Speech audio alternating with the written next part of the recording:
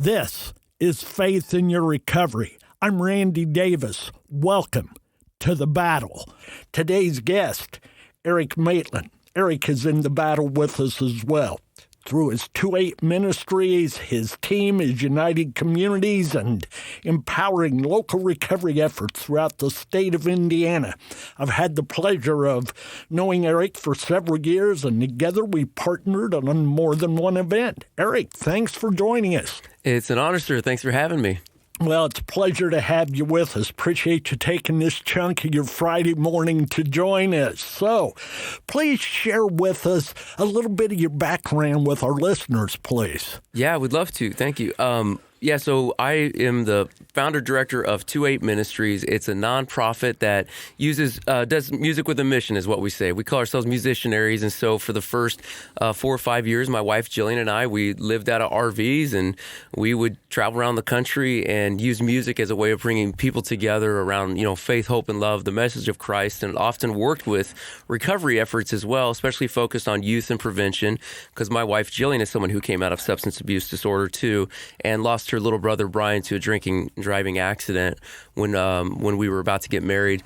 And so that's just something we've always had a passion for, helping young people get free from addiction, and that took us around the world. We've done school assemblies and youth camps and street outreaches in places like Jamaica and El Salvador and China and Russia, India, Germany, just a lot of different places. It's been neat how music will take you around the world sometimes. And so that's just the way that we kind of start the conversation, is through concerts, events, music, things like that. So who penned the word musicianaries? I like that. I wish it was mine. I stole it from the mothership agency we worked under for the first 10 years, GTM, Global Training Ministries, out of Indianapolis. We learned how to do this under their leadership and guidance, and they used to smuggle New Testaments in their PA system overseas. They'd go into communist countries, and they'd take the grill off their speakers and pack them with Ukrainian New Testaments when you couldn't get Bibles in. And they had a crazy, 30-some-year ministry of doing stuff like that around the world. So we stole that label. We love that. Oh, it fits so well that it explains itself as it goes, and it's got a tune to it as it does it. And I like that. Okay. Hey, let's go back even a little bit earlier in life.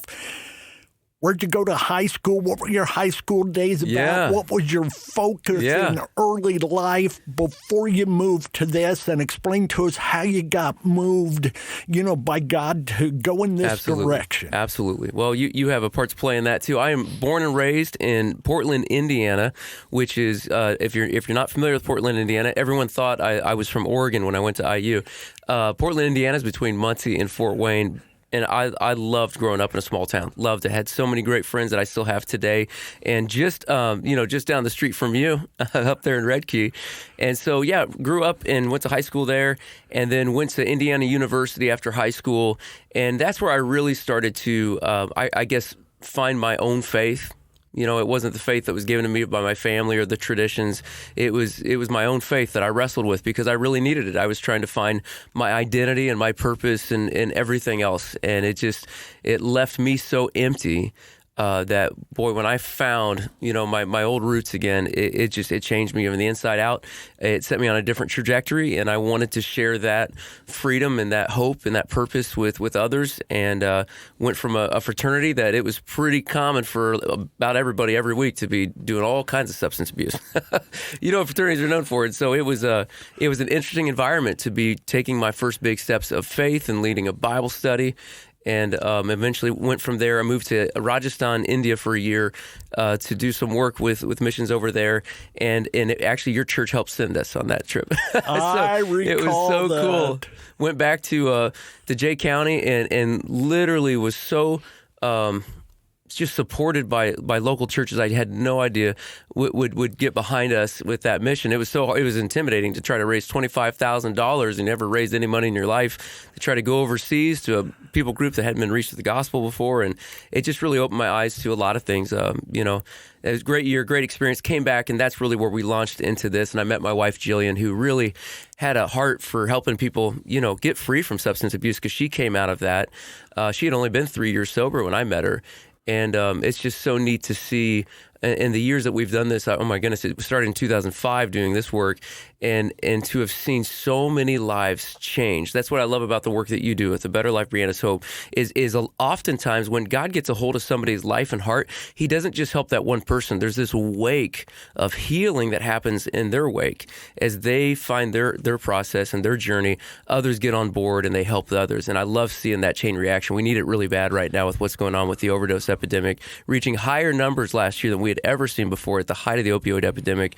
We lost over 70,000 American lives in 2017 to overdoses, fatal overdoses.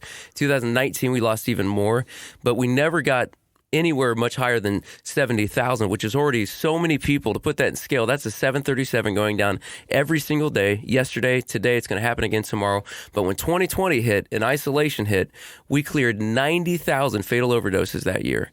And so you want to talk about a time where we really need people in recovery to step up and be on the front lines and to help the next person find their faith and their healing journey. We're in that place right now. It's scary. I know it's had to be the same for you. I've lost many friends. I've lost family members, Yes. loved ones, those from the church, those outside the church, Yep. those who just, you'd spoken to the day before, and suddenly that relapse or that next bad choice leads to the last breath. Yeah. Yeah.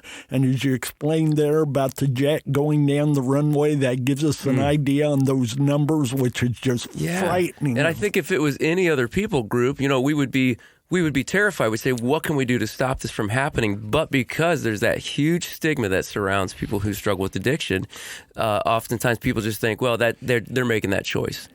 They may have made that first choice, those first few choices, but after a while, when you become dependent on a chemical, on a substance, you can't tell me, Randy, that I can't have water.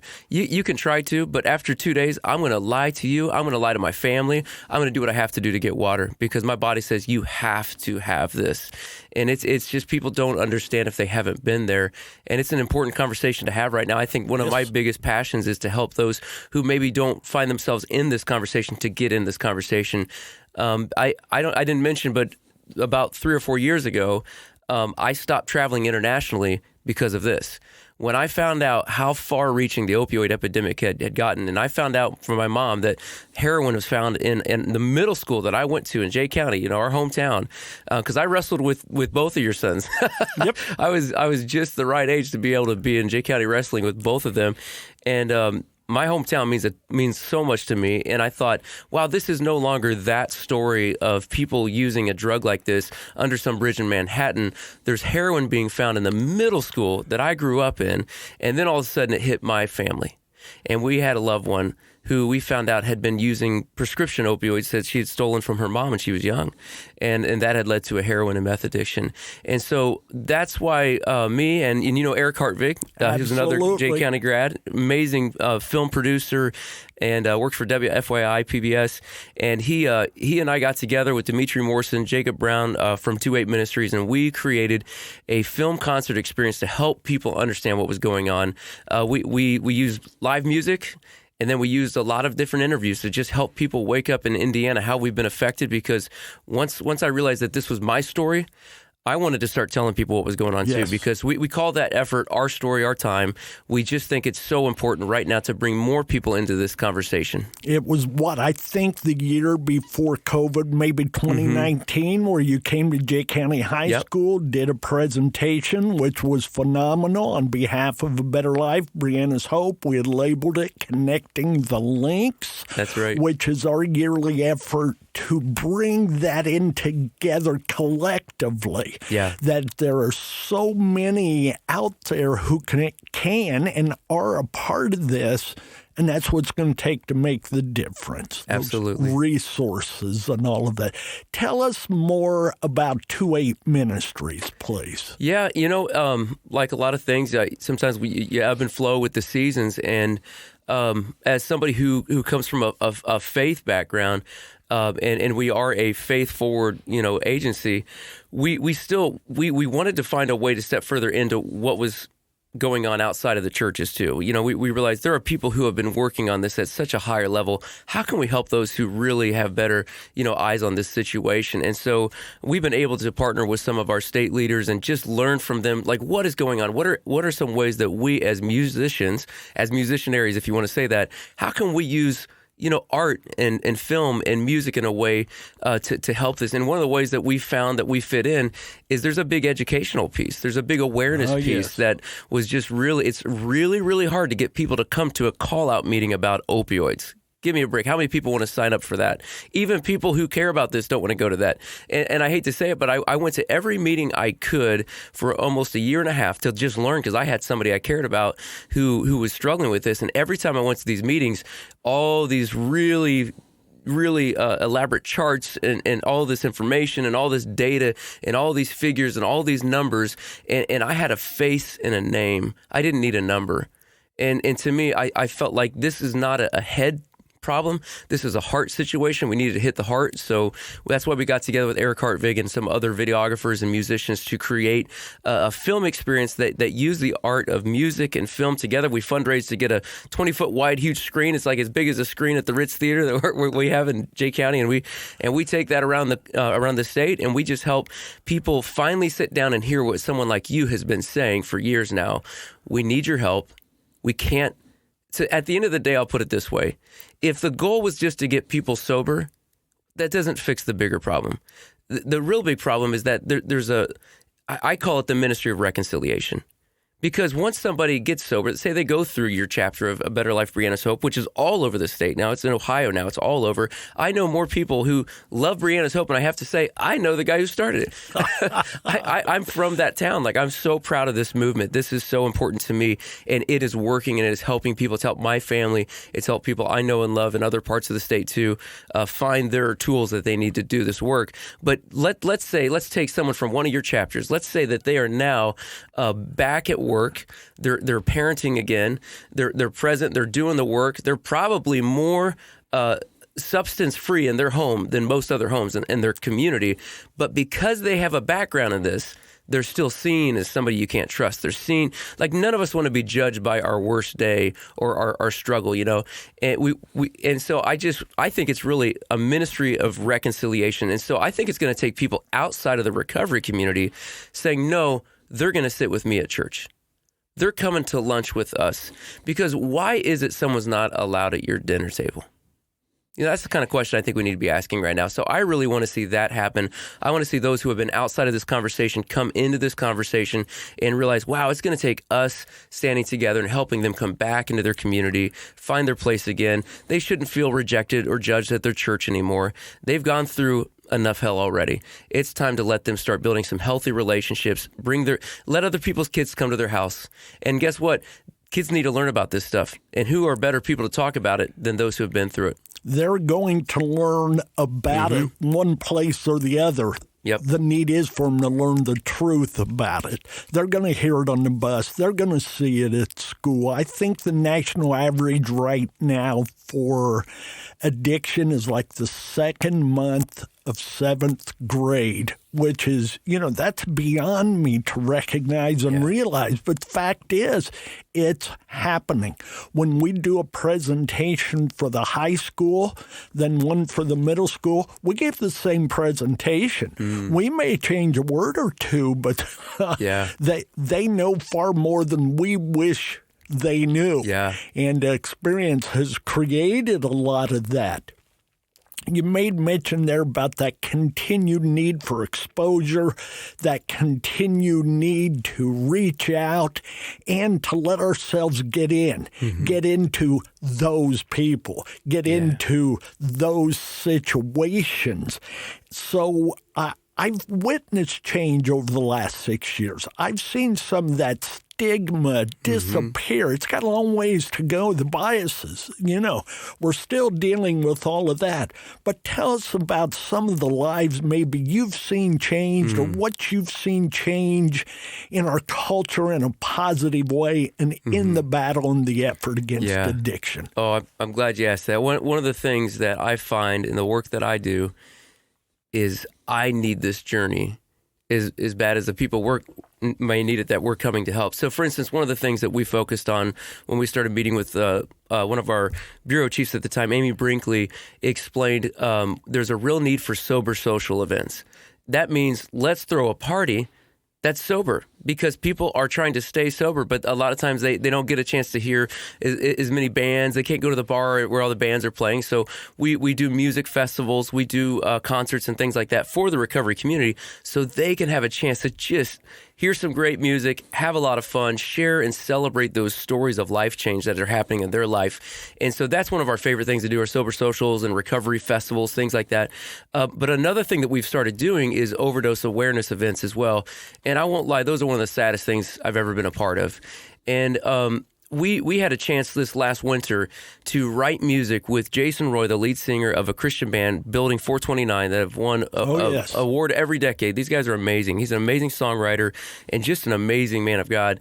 And he had a heart to help us write an anthem for this work that we were doing. And I said, I want an anthem for the men and women in Indiana right now who are in this battle. Because I don't, as somebody who's been in ministry a long time, like you, Randy, I don't buy the Disney gospel. Oh, before Jesus, my life was all horrible, and then I found him, and it was great. I felt more depression and heartache and loss, that I've gone through harder seasons following him than ever before, because it's not easy. He promised it wouldn't be easy, but I finally have something to stand on. That when those storms come, there's something secure enough and a hope that runs deep enough that meets me in that place. And so Jason Roy just helped create a language for some of the, I told him, I said, that's the kind of song we want. We don't want to write the songs about, oh, I was lost and now I'm found and happy and it's all rainbows and sunshine. No, I want the hope that meets us there. And so he helped us write 3 songs, and we can put a link in the show notes if you'd like, to where people can hear these songs. But language like, you're a river of hope running through a canyon of fear. That's what I need. I don't need hope when everything's going great. I need it when I'm in the canyon of fear. And one of the songs that he really helped us bring to life is the song "You're in This." And his dad came from substance abuse. I didn't realize that. And so he just has this great story happening that I think we all resonate with, whether you come out of this or not. So we have these songs that we did, and so we did this tour the last 2 months for August and September. I mean, I barely got to see my family or anything. We were just out working with recovery efforts all over the state, doing shows online, stuff like this too. Even got to go on the new Indianapolis fashion show, Indy Now. Ryan Allworth's one of the hosts down there for that. And just so neat to see people wanting to talk about this. But I won't lie, my favorite part was getting to hear these stories of life change each time we went to these places. So in Brown County, met a gentleman who's only been clean for, I believe, 60 days when I met him. And oh my goodness, the fire in that man. And he said, I was so done with my life. And I knew he was involved in gangs and violence and up in a part of our state that's known for that. And he was saying, I was so done, and I didn't want my family to have to go through anymore. And he knew that there were going to be consequences if he was found, because he was involved in some things that he shouldn't have been. He tried to drive himself into a telephone pole. Didn't work. For some reason, wakes up and he's fine. He tries to slit his wrist, and he showed me the wounds, and it didn't take.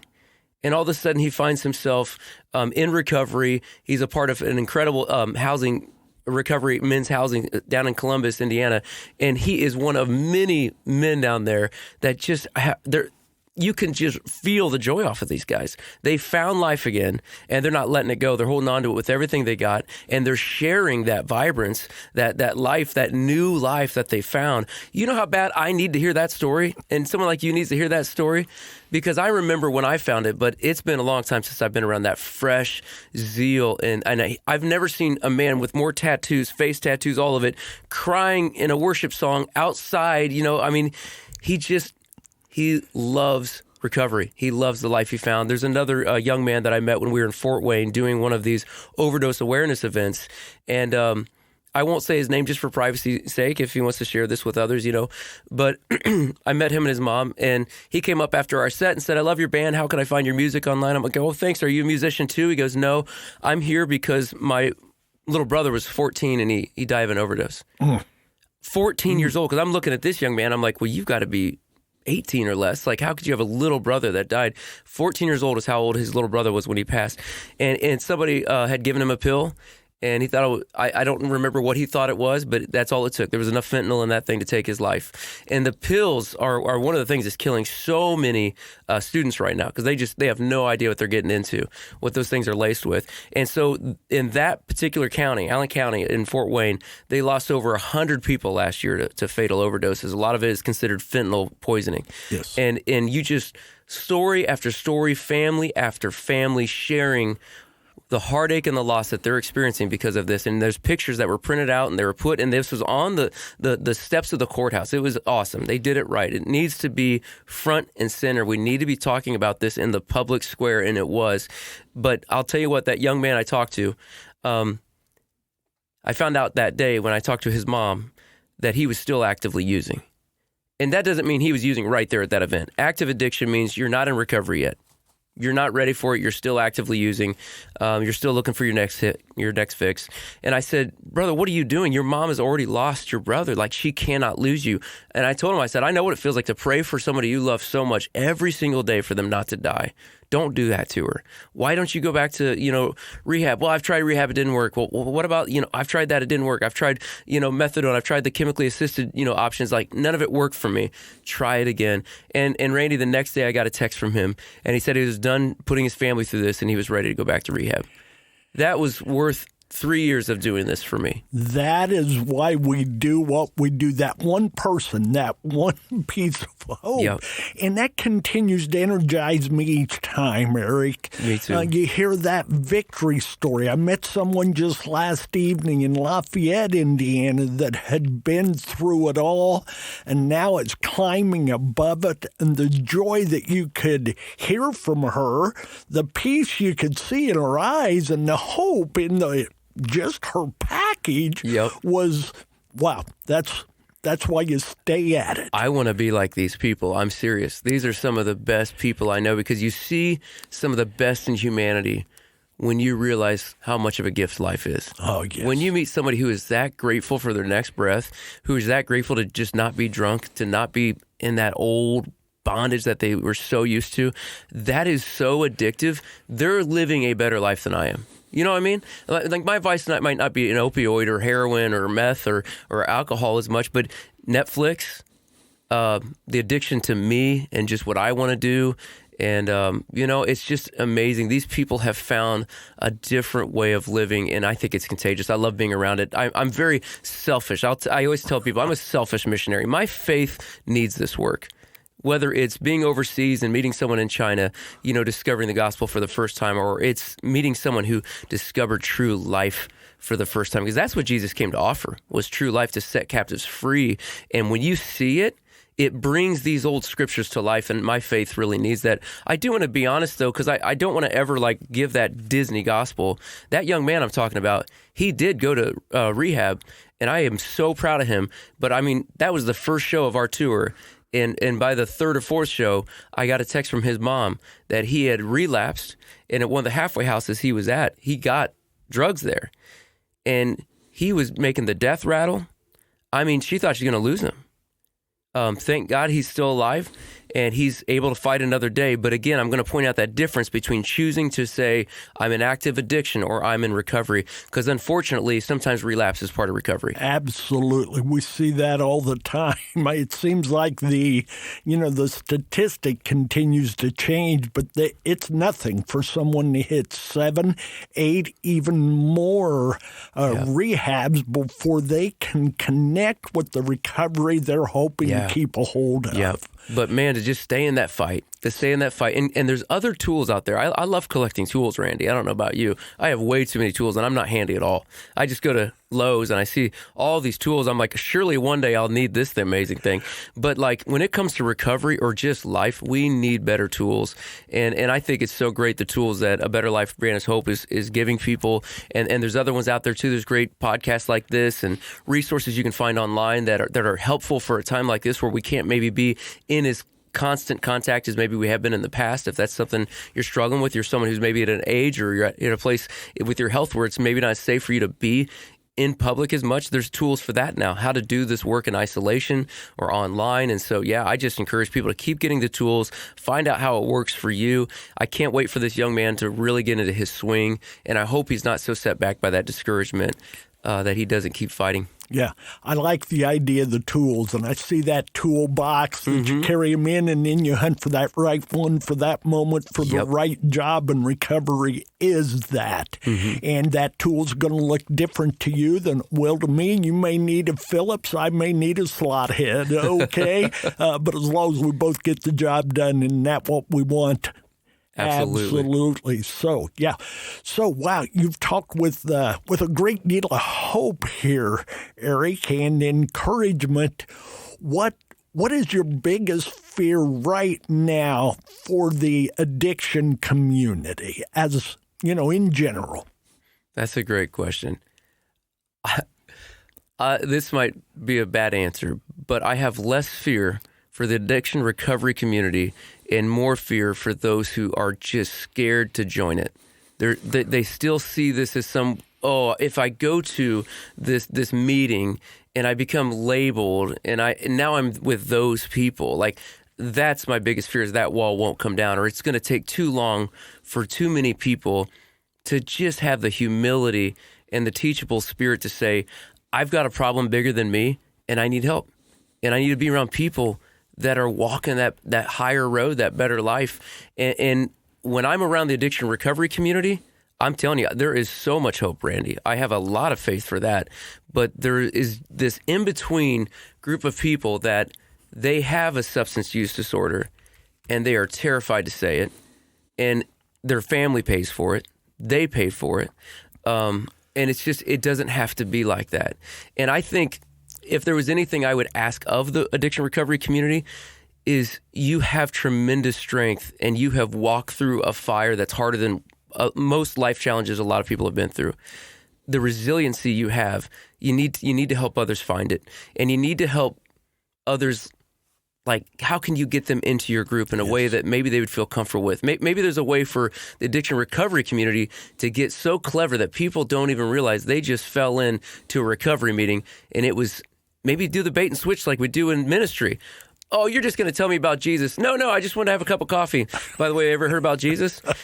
Let's get creative, but there are families really, really suffering because there's a lot of people with just enough pride to not want to ask for help. We're not good at that as Americans, Randy. We want to show everybody we don't need help. Exactly. John Wayne. I think part of that comes from the idea that, number one, we don't want to admit it. Number two, when we do, then somebody kicks us even harder. Instead of lifting us up or encouraging, I remember a time where when a young lady, if she became with child, she disappeared for 9 months and then came back, and that baby was present, and families didn't talk about it. I remember within the last 6 or 7 years, the idea if you had a family member who was struggling with addiction, substance use disorder, you had to whisper it. You couldn't dare say it out loud. But now you can stand and say it. I don't mean you scream it with pride, but you can scream it with the hope of finding help. Yeah. And so together we're able to do that. And I think that's a part of that breakdown of the bias and the stigma. As we said, it's got a long to go, but we're getting there. Yeah. And I like what you said about your respect for those in recovery, because I have said 35 years of ministry, active pulpit ministry. In the last nearly, we're just finishing up 7 years. Our 8th year is about to begin, actually. Today, that's we awesome. begin that 8th year. But it's the idea, the honesty that I have seen in those who struggle with addiction. I rarely got that kind of honesty on a Sunday morning in church, Eric. Yep. That's sad to say, and I know some people are shaking their head, but I won't fill in the details, but I can honestly say that. Yeah, and we're recording here in Anderson, and this is who I would call my recovery pastor, Danny Barrett, brought me into his Celebrate Recovery, amazing ministry right here in Anderson, and I just fell in love with those people. I personally am not somebody who's, I wouldn't say I'm a member of the recovery community. I'm like a groupie. I love it. I'm addicted to the kind of life that this brings about. And so in a way, I am a member if they'll have me, but I come for different reasons. What I love about Celebrate Recovery and A Better Life Brianna's Hope is it doesn't just stop with the substance abuse. It goes into life skills. It goes into things like, what does it look like to have more purity, to have more self-control in other areas, whether it's food and things that maybe aren't illegal, but they can be destructive to marriages and relationships and self-esteem and all these things. And so I'm just grateful to Pastor Danny Barrett for just bringing me into this family. And I will tell you, that was the best picture of church I've ever seen, because I was in a group of men, and we'd stand up at the end, we're holding hands, saying the Lord's Prayer, and I'm obviously the shortest guy in that room. Everybody's this big burly man, and just the strength in numbers. But everyone in that room didn't lead with their accomplishments. I didn't even know what they did for work. Some of them make a lot of money, but they would come in there and they would lead as, I'm a grateful believer in Jesus who's recovering from X, Y, and Z. That's what they led with. What would it look like to be in a group of that kind of humility? I just don't see it very often outside the recovery community. And aren't we all in some form of recovery? Absolutely. Some type of PTSD, be it a breakdown of a marriage, being it the abandonment of a child, or that child abandoning the parents, being it the loss of a job when your livelihood depended on it. All of that together, and it's not the same journey, but there's a lot of parallel steps in my mind. Yeah. Yeah, and we've just got to continue to move forward with all of it. And, when there's someone out there like Eight Ministries that we can call upon, how would people get a hold of you, Eric, if, what you're saying here today is something they want to know more about? Oh, they can email me directly just at eric@28ministries.com. You just spell that out. It's not it stands for Psalms 2:8. Ask me for the nations. We wanted to help be a part of using music to bring the message of hope to places in the world where often the Christian message isn't allowed. Well, musicians can get on platforms that missionaries can't sometimes. So that's why sometimes being a musicianary works better. So we stuck with that name. Psalm 2:8, Ask Me for the Nations, is what we're named after. So yeah, just 28 Ministries spelled out. And just eric@28ministries.com is my personal email. Please email me, ask me any question you have, or if you would like for us to help in any way, or you want to do an event in your community. What we do is we bring the party with a purpose. We have a full PA and a production team that has lighting, and it's just really expensive, Randy, to get a full sound system and stage and lighting and bands on site. It's an expensive thing, and I've been a part of the for-profit side of music too, with the local band Milo Rickshaw down in Indianapolis with Nathan Cladd, who's also from Jay County. Yes. And we have a lot of fun, and I did that for almost 8 years, and still do some shows with them every now and then. But it's an expensive band. And so one of the things that I wanted to do was find a way to make that excellence and that experience affordable for recovery ministries and communities and efforts that don't really have that budget. We'd rather see that budget go towards helping families like what you guys do. So we wanted to find a way to beat up those prices and still bring great music and parties. So let us know if that's something you want to do in your community. And if it doesn't work on our calendar, we know other people that are doing it too. But this is so fun to do it together. And I really feel like one of the things I love about my job is, as a musician, we use music to bring people back together. And at the end of the day, that's all this is. Let's come back together. The recovery community, the non-recovery community, those in active addiction, let's all just come together in some shared spaces, and let's have this greater conversation. And I love when that happens. I had a blast connecting the links with you.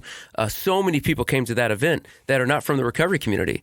And it was it was exactly what we want to see happen around the state. And it also gives us a chance to give someone like you a platform and a chance to say what you've been saying for a long time to people who are now ready to hear it. Oh, it's a great combination. And I can assure you folks that there's nothing second rate about what they bring. When 28 came to us during our Connecting the Links event at Jay County High School, the auditorium, we had about 600 people there on a Sunday night, and it was just phenomenal. And the positive ripple effect afterwards, the lives it touched, the lives it changed, and I continue to be, positive there were lives that is saved that we'll never know about. That's okay. We need that for our humility sometimes, all right? So, Eric, what else might you like to say, or how would you like to kind of wrap this up? Boy, that's a great question. I think to just reiterate that sobriety is not the end goal here. That actually the end goal is just to be the best version of ourselves that we were created to be, and every single person listening to this is given tremendous gifts to. And if we all just did our little part, like, again, I always tell people, I'm not somebody who has the ability to change policy. I'm not in politics. I'm not somebody who can launch a statewide recovery effort like you did, Randy. I'm a musician. I have a guitar, and I have friends that are really good musicians. And I just took that tool, and I looked around and I saw that my backyard was on fire. That's why we stopped traveling internationally, was I realized my state right now is hurting so bad. It's time to take those resources and stop traveling and just spend some time in our backyard and to just help us use what we have in our hands to help the next person. And whoever you are listening to this, please do that. Don't just focus on getting sober, staying sober, finding that next chip, but really start the journey of who did God make you to be? This podcast, I love that you're not shying away from the faith conversation. There is something inside of you that when Holy Spirit just ignites those gifts and that DNA that is unique to you, there is a version of heaven that's going to come out of you, whether it's helping serve people with your hands, whether it is being a musician like me and your voice, whether it is someone like Randy who just was called to leave a pulpit and to step into a new room. Maybe God's calling you to do that. I love seeing bridge builders. I think that's one of the things we can use our tools for right now. If there's anything we really need as a state, we need to keep building these bridges. The conversation's getting louder. The stigma is going down some. But now we need the recovery community to start inviting us in. Because I'm going to tell you, it's still a little closed off. Until I was invited in by Danny Barrett, I never got to see how beautiful it was. And so I don't know. I know everybody wants to keep it anonymous, but there's one group that we love down in Brown County called Recover Out Loud, man. And they are great. They're like, we don't want to do it anonymously. We want to do it loud because people need to know how great this is. And what it's doing is it's also allowing that message and that conversation to go farther out into their community, and it's making an impact down there. I like what you've got to say there, and I like the way you drew in so many other recovery ministries, efforts, and movements, because as we know, not one size fits all, and we just want to find the one that'll fit you, and this is a great way for us to be about that. A final question, Eric. As you know, the name of our podcast is Faith in Your Recovery. Mm-hmm. If you only read that title, how would you define it? Faith in Your Recovery. Yes, sir. Wow. That's a great question. I guess it does kind of depend on which recovery, effort you're a part of. That I'm so glad that Better Life, Brianna's Hope, doesn't minimize faith. And at the same time, we can sometimes make it so about faith that we miss out on the importance of recovery being what it is. But they're very intertwined, Randy. I was just reading a spin on the 12 Steps by Richard Rohr, a Franciscan monk who's not somebody from the recovery world. And he expounded on these 12 steps and the enlightenment that is in recovery. Like, you cannot separate these two. I just don't. And everybody I've personally met in recovery, every single one of them, even the ones that I'm waiting to say, oh, we don't really talk about our faith because I work for the state of Indiana. I'm like, these bureau chiefs. No, they all have a faith journey. So I don't see it separated, but I do see recovery as, from what I've experienced in my personal recovery journey too, being a part of it, it is just like putting jet fuel in a lawnmower engine. I mean, you want to take your faith and make it bigger. Well, start adding some recovery principles. You want to take your recovery and make it better. Start adding faith to it, because they're made to work together. I mean, this is a spirit issue, and I always go back to begin with the end in mind. Maybe you started your recovery journey because you just didn't want to be this version of yourself anymore, or you were going to lose your job or your family, whatever it was. Maybe there was some incentive to get in there, but begin with the end in mind. The end goal should be the image of Christ. And you might not even be a Christian, and that's okay. Like, that's okay. What is the image of Christ? It's the image of humanity that's the best version of ourselves, that says, you know what? The least is actually the greatest. The least of these is the greatest. Jesus lowered himself so much in humility that the poor were not poor to him. There was no one he wouldn't talk to, love on, hang out with, and empower. He lifted everyone up, every culture, every people group, women, slaves, all of them. And at the same time, he also walked with so much confidence and dignity that he opposed those who were wielding power in a way that were suppressing people. So we see this combination of humility and power, and I see that in recovery. And I'm telling you, that's a spirit thing too. We need to be the best version of ourselves, and that's the image of Christ in each of us. So I've always believed that we should seek to be the me that God created us to be. Yep. I think I hear you And it's a lot that. of fun. Like, it doesn't look like a judgy Christian. It actually looks like a really, really free person, like the guy I met down in Brown County. I'm like, you could not experience what he's experiencing without that faith side. If he would have just done the recovery, I'm telling you, that vibrancy coming off of him, there were supernatural things that kept that man alive, Randy. There were 2 things that happened in the same day that should have killed him. And God preserved his life. And now his testimony ministered more to our team that day than anything we had to offer.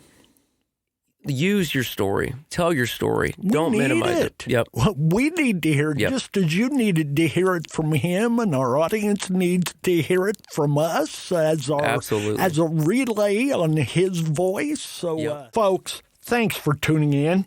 You can find us on Spotify, Apple Podcasts, SoundCloud, and Google Podcasts. If we're worth your time and we challenge your head and heart, please leave us a 5-star rating, click like, download, and subscribe. That kind of support will help us move forward in a way that will allow us to touch change and save even more lives. If you're interested in finding out more about a better life, Brianna's Hope, check out our website at ablbh.org. We'd welcome the opportunity to discuss the possibility of one of our chapters in your community. We're excited to let you know that we're into our 8th year, and we're looking forward to each and every opportunity to share and meet folks in the struggle so we can be a part of that recovery. Don't give up on yourself. Don't give in to the urge. Your answer, your healing, your recovery may be just around the next corner. Who knows? Maybe in our next episode. Have faith in your recovery by having faith in yourself, your journey, and above all, God. Believe and keep fighting the battle. Eric, let folks know how we're going to finalize this one today. You got it. Yeah, I just want to thank you again for having me on the show, Randy. And if anybody wants to learn more about 28 Ministries, you can visit our website at 28ministries.com as well. And I just wanted to be able to share one of the songs that we recorded with Jason Royce. So we're going to roll a song here to end the episode. And this song is called River of Hope. Wrote it with Jason, and the lead guitar player too, Jesse Garcia, is also playing keys on this. He's amazing. So wanted to share this with you guys. This is A River of Hope.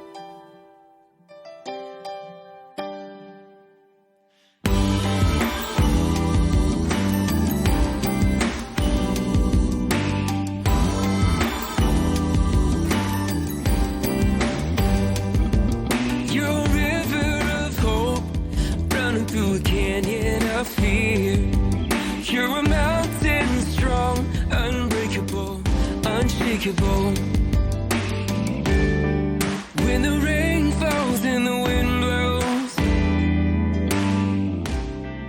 when I'm shaken to the bone, when the darkness comes to steal my light, and I don't know where to go. You're a river of hope running through a canyon of fear. You're a mountain strong, unbreakable, unshakable. And I'm running to you, I'm running to you. You're a mountain strong in the river of hope.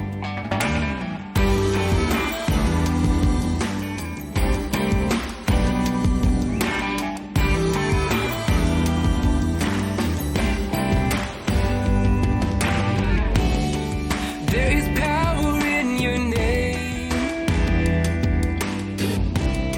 stronger than my enemies. Oh, they tremble at the sound of your voice as it calms a storm in me. Yeah, you're a river of hope running through a canyon of fear. You're a mountain strong, unbreakable, unshakable. to you. Yeah. I'm running to you. You're a mountain strong and a river of hope. Even breathing gets hard sometimes. Under every struggle, every fear. Yeah. I don't have to worry about the finish line. When I know that you are here, yeah, you're standing with me here. You're a river of hope, running through a canyon of fear. You're a mountain strong, unbreakable, unshakable.